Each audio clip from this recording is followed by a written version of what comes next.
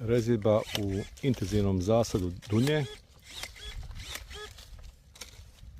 Cilj je da krošnju otvorimo,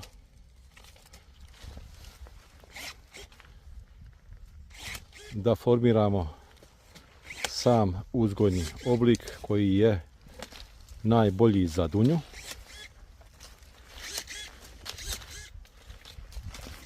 U ovoj situaciji to je vazni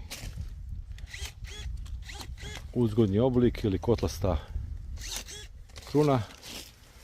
Kako to izgleda? Neorezana stabla kako izgledaju.